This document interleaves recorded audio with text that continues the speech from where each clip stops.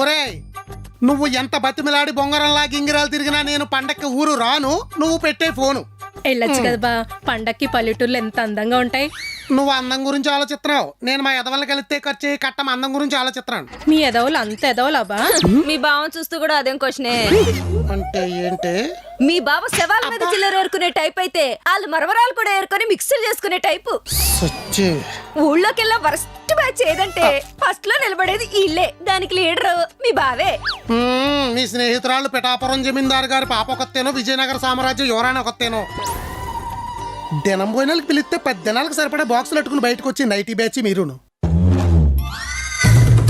ఒకతేమో current స్తంభాలకి లైట్లు బిగించుకుని దానికి అంత పొడుగు ఉంటది. పొద్దున్న లెగిస్తే పేడతా తట్టుకుని బరిలెనకాలు తిరుగుతూ ఉంటది. తోకెప్పుడు ఎత్తుతాయా పేడెప్పుడు ఎత్తాయా అని. ఇంకొకతే పకోడి పొట్లలాగా ఇంత ఉంటది. కోతులు ఆడించుకునే బ్యాచ్ కి పెర్ఫెక్ట్ బ్యాచ్. ఇంకొక ఇద్దరు కత్తిరి బ్యాచ్. మీ ఈదులో ఎవరి కొంపలో ఏం పోయినా వాళ్ళ కొంపలోనే ఎతుకుతారు కదా. న్యూస్ లో రాలేదు కానీ వాళ్ళ మీద కేసులు కూడా ఉన్నాయో నాకు తెలుసు.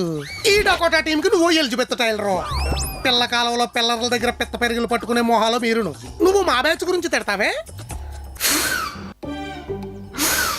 అవును, ఈ ఎక్స్ట్రా అట్టుకుంటే ఇప్పుడు యాడ్ అయింది మీ బ్యాచ్ లోకి. అరటి పండ అంటే వీళ్ళ చేపలు పట్టుకునే టైంకి నువ్వు చిన్నపిల్లవు కదా.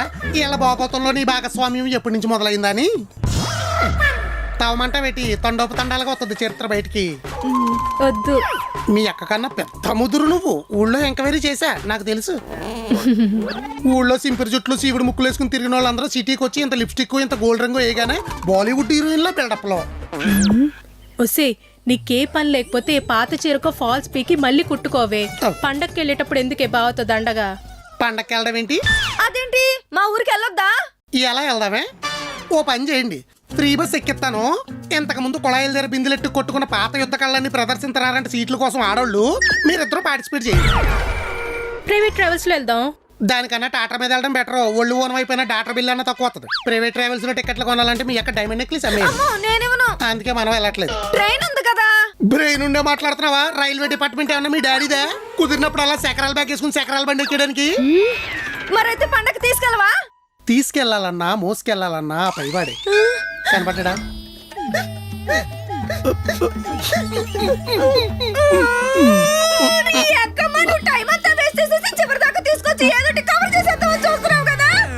లేటుగా తెలుసుకున్నావు. కార్ వేసుకెళ్ళడానికి మీ బాబు పెద్ద పెద్ద కానుకలు ఇచ్చేస్తాడు మరి. కానీ ఖర్చు పెట్టి పాతాడు అని చెప్పి కలర్ వేసి కూడా కొనలేదు మొన్న.